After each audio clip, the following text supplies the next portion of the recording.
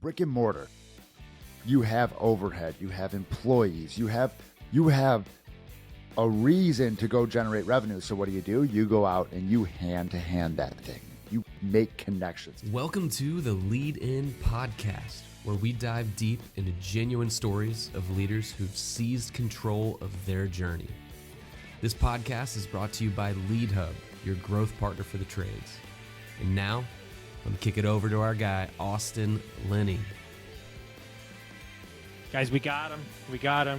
We don't even know. There's so many titles I could call my man, Chase.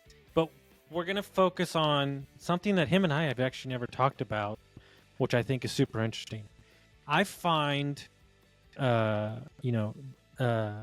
marketing for a brick-and-mortar gym, I find it to be very interesting, right? If you look at the big players, they each have their style, right? Lifetime Fitness is, the best of the best. And then, Planet Fitness is a cheaper one, but you can never leave Planet Fitness, but it's serviceable, right? And so, for people that don't know, Chase owned a business, a gym for a while. And I think that it would be interesting to talk about the different layers of marketing that helps people get into what I would classify as more of a brick and mortar business. Yeah, so this is a fun one. I'm glad you just laid this out cold for me. It pulled me right in.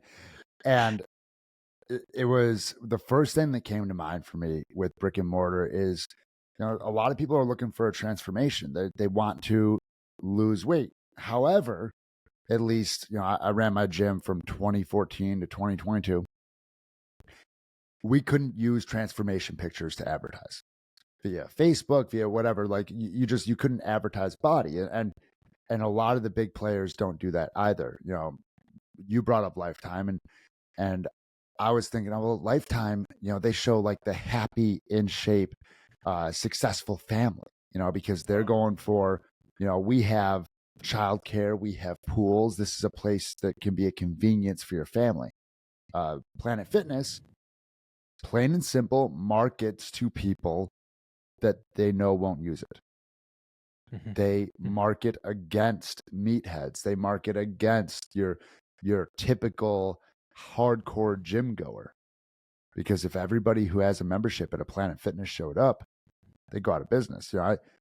It's something, and I'm going to mess up the numbers here, but I've seen that Planet Fitness will open. They need something like 8,000 members to be profitable or something like that. And they'll open in a town of 10,000 people. Well, it's like, well, how are you going to do that? Because they don't have this nutty cancellation policy. Lifetime Fitness, you have to go in and talk to somebody so they can try and sell you on sticking around. Oh, what if we cut your membership rate or do this? Planet Fitness, they say, all right, cool, we're here when you're ready. And they welcome you back. And they'll just continue churning through that town over and over again. Mm-hmm.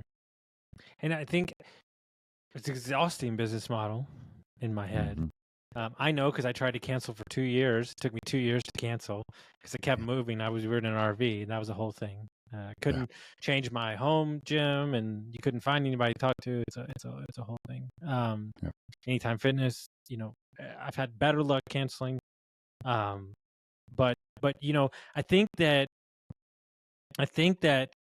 if I just from never owning a brick and mortar, I think that 9 times out of 10, I don't think a business owner that has a brick and mortar has walked through their business as a customer.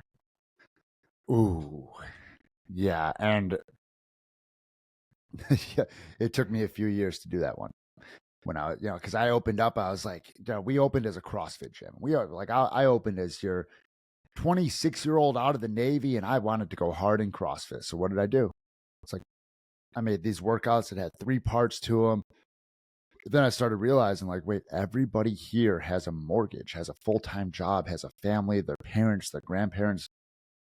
And one of the biggest pills, especially in a service-based business, or if you open something in your passion, is that it's for the customer. It's not for you. And people in brick and mortar, and what I'm doing now with, consulting online businesses, they think that they can run with what is their passion right then and there. It's like, no, bro, like look at it from the customer's lens. Mhm. What do they want and what is going to best serve them? And then like take whatever you're passionate about and put that in as a Trojan horse. You can still deliver Yeah. that, but that's a side dish. That is not the main thing.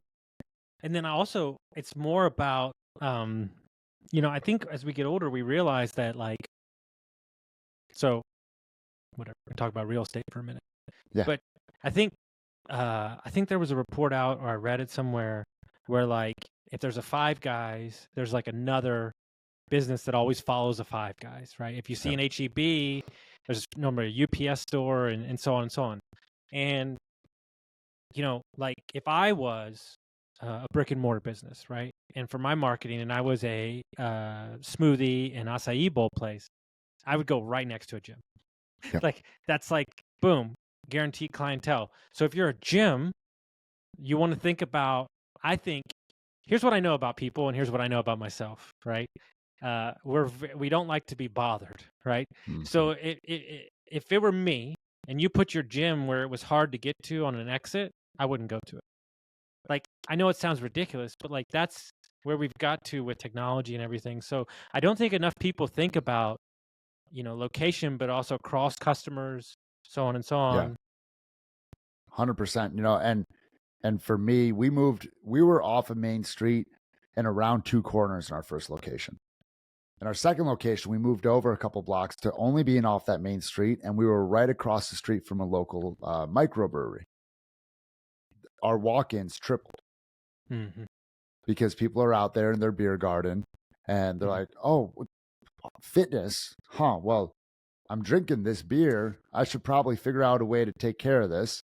You know, and this, this comes back to the double-edged sword of knowing, like, especially in the fitness industry, knowing what's best and having your lifestyle, and still knowing that there's people, like a lot of people in the fitness industry and personal development, they're standing at the top of a ladder and they try to market from the top of that ladder. And you need to market that bottom rung. Yes. You need to market to the person that's trying to step onto the ladder. And if that sucks to swallow, well, swallow it or get out of the business. I made a promise to myself, no matter how far I get away from my addiction, I will never forget that I was addicted. Yeah. Because if I become the person that's on his ivory tower of 5.5 years sober, then I've lost the impact in the person that's trying to get started. Mm-hmm. That's exactly it right there. And unfortunately or fortunately, and I'm not saying they're doing a bad job, so please, but I've said this from day one. If you listen to the big dogs, the ones that speak on stage, they've lost their connectivity with their audience. I was just talking about this with somebody who I had on my guesting on my show yesterday, and he just started an apparel brand. He's a veteran. He's working to help veteran mental health stuff via, you know, his route is psychedelics, take it or leave it. And we talked about that with the entrepreneurial journey, that a lot of those big dogs will talk about what you got to do, but they've become disconnected from the first 2, 3, 4, 5 years of like, is this thing even going to work? How do I get this? How do I find my marketing message? How do I really like fine tune it? And when am I going to see those big paychecks that all those big dogs are always flaunting? Rob Dyrdek talks about how he literally strategically came out with 30 episodes on his podcast because he wanted to see what his audience wanted to hear. He knew in those first 30, he was just looking for the marketing message. Yeah. And I had a friend who had 10,000 women in her group for real estate. And she goes, I don't know what to do next. This was years ago. And I said, just ask them. Yeah. And she did. And she grew to 20,000 people. The customer is always right. It's tricky. It's tricky. Yeah. The customer always buys if the message is for them. Yes. Yeah, that's a good way to put it. And I mean, Mike McAllowit's Pumpkin Plan, you know, that book changed the game for me as far as what message to put out. Okay. And for anybody who has yet to read it, highly recommend reading it. And the premise is people who grow prize pumpkins, the big ones that it takes like a freaking trailer to move, they take seeds from that biggest pumpkin to start their next grow. They don't go take seeds from the local recreational pumpkin patch and try and grow a big pumpkin. And same way, if you've got really good clients that you really enjoy working with, that have a big lifetime value for your business, go to them and ask them what they want. Ask them what they want to see. Ask them why they came to your business. And there's a little insight on your marketing message. 1,000%. I think that we overcomplicate it. Here's a simple breakdown, right? My buddy, my mentor, says me things just blows me away. How simple it is. Been in the business forever. He says, "Look, you take a third. Put a third on ads, a third toward SEO, and a third towards hand-to-hand marketing. You're fine." Yeah. It's like, that's it. And you want to hit them from all the angles. Yeah. Well, and that hand-to-hand marketing too. And this is something that, I was actually setting up to record a reel and then realized what time it was and jumped on here with you. But this is something I'm going to be posting about today, the day we're recording this, that in a brick and mortar, you have overhead, you have employees, you have a reason to go generate revenue. So what do? You go out and you hand to hand that thing. You make connections. And, I know we're talking about brick and mortar here, and I just want to make this point.